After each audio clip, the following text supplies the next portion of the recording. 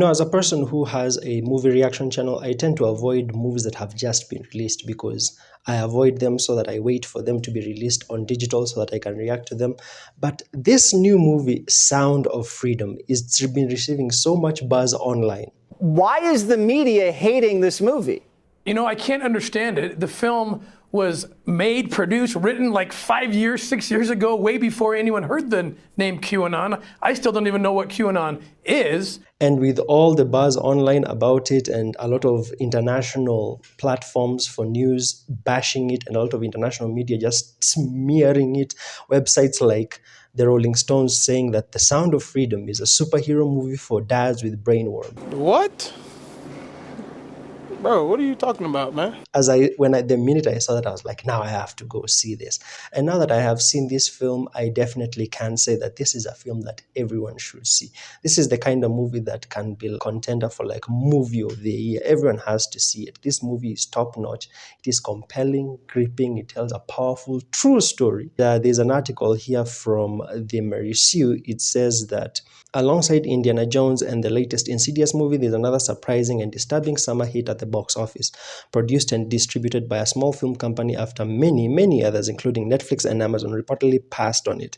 Sound of Freedom is based on the true story of Tim Ballard, played by Jim Caviezel, a former agent of the Department of Homeland Security. According to the Sound of Freedom, the US government wouldn't let Ballard do enough to save children from that thing. I won't say it, because of YouTube algorithm. So he quit his job and formed a nonprofit group called That One to save the kids. So now the thing is, why is this movie being smeared so hard if the movie is addressing a real life issue and it is based upon a real life story? Personally, my thoughts on the film is that one thing I loved about it had very powerful storytelling techniques. Like there's this one scene I have not forgotten about it after watching the movie. He's watching this clip, which is basically just child, and he sheds a tear, and I just felt it was so, the way they shot that section. And then later on they show you that the guy has like 6-7 kids, so they're basically telling you he's a family man and he's very passionate about protecting children. And then later on in the movie they show you this scene where they have this guy who wants to make a purchase, and then one of the bad guys is being told by this kid, hey, my dad doesn't know I'm here, I need to go home. And then the guy is like, you can't go home, your father knows that you're here. And then he like tries to keep the kid from going. It's a very show don't tell type film, which is a very powerful storytelling technique. And I really liked the fact that this movie just does so many things right. I've also heard of stories of how this movie is being suppressed and people are being kept from watching it. Don't know if any one of you have already been to see The Sound of Freedom, but my friends and I just walked out. Hi. And we are curious what your experiences were in the movie theater, because we pre-ordered our tickets, paid for them, they were claimed, got the link sent, and this is an AMC theater in Pineville, North Carolina. Some point today, the tickets got refunded to my friend and we couldn't figure out why. So we come anyways to the theater after dinner and they're like, oh, well, we refunded all the tickets because there's no air conditioning in our theaters. There was air conditioning in the lobby. There was air conditioning in the hallways. There was air conditioning in the bathrooms, not the theaters. I smell something stinky. So I've been seeing all over TikTok that people are going to watch the movie The Sound of Freedom, and these weird things are happening, like random emergency evacuations, the air conditioning not working and having to leave the theater. And I thought, no, that's probably just something that's happening in other theaters and other places. So I took me and my daughters to go watch The Sound of Freedom today, and about an hour and 20 minutes into the movie, we get a random emergency evacuation. None of the staff knows what's going on.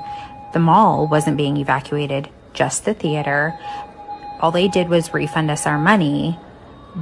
I mean, after I saw that, I was asking to myself, why would people go to such a huge extent to make sure that the movie is not seen? So this is just my personal perspective. I think personally that the reason why this movie is being smeared so hard, yes, you can talk about conspiracy and what the fuck were they talking about here? QAnon or whatever.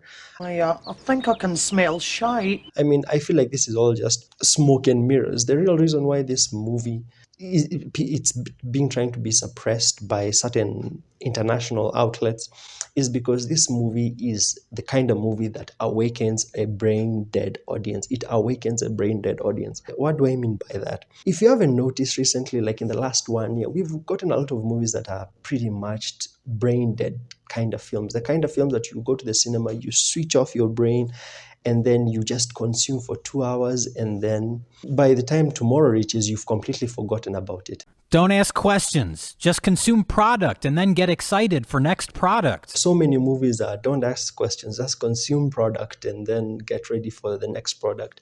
Even a guy like The Critical Drinker, if you know who Critical Drinker is on YouTube, he recently titled his review for Fast X as dumb fun. How often do you watch a movie and you're like, well, that was just some dumb fun. I consumed it for 2 hours and then by tomorrow I'll probably have forgotten about it. Nowadays, so many films are just either numb, dumb fun, or full of agenda. It's typically one of the two. It's typically one of the two, dumb fun or agenda. And if you look at things like here in this article by the Mary Sue, who did they cite specifically? They cited Netflix and Amazon. What has Netflix recently produced? What have they recently produced? This thing called Queen Cleopatra, where they were like Queen Cleopatra was black. And then recently, what has Amazon produced? Their woke Rings of Power, Lord of the Rings garbage. So basically what I'm trying to say is that the reason why this movie is being smeared so hard is because people like Netflix, Amazon, Disney, they know that audiences need to keep consuming this brain-numbing content. That way it allows audiences to consume agenda very easily without any sort of resistance. Just don't ask questions, just consume product. Then here comes Sound of Freedom. Yeah? Sound of Freedom is beating Indiana Jones right now. Indiana Jones, which is just a Mary Sue feminist film which beats down Indiana Jones and attempts to uplift Helena Shaw, the female character.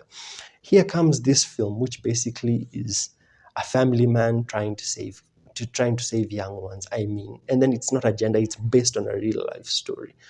This is the kind of movie that makes audiences wake up. Something like what? The Little Mermaid. That's the kind of film you can put in the background and just do your chores. But this isn't the kind of film, The Sound of Freedom isn't the kind of film that you can put in the background and just do your chores. This is a movie that actually makes you question stuff like, when did this happen? Who are the people involved? How far does this go? Who are these actors? Who is this guy? This is my first time of hearing about Tim Ballard and all this stuff. So definitely this had my attention. And I am not even a parent. So you can imagine if it hit me this hard, how hard it's hitting parents. This is the kind of film that definitely is going to make people, like, when they leave the cinema, they won't just be brain dead in their head. They will actually be thinking and actually talking about it and trying to think about it. Do you know, when I Googled Sound of Freedom in Google, you know what came up first? When I Googled Sound of Freedom, it brought me Sarafina.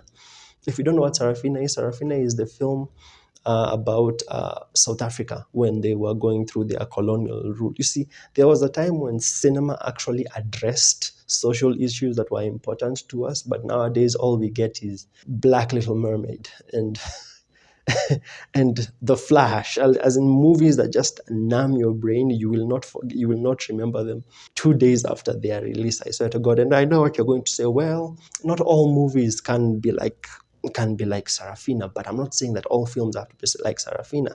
Movies have to be impactful with a strong message. Even if your movie is literally a kid's film, it can be an allegory to actual social issues out there. And I think that this this movie, Sound of Freedom, is like totally anti-modern Hollywood. It is totally anti-mindless popcorn flick. This is not the type of movie that you watch in a brainless way. It's actually very engaging, and I highly advise everyone to watch it if you haven't seen it yet.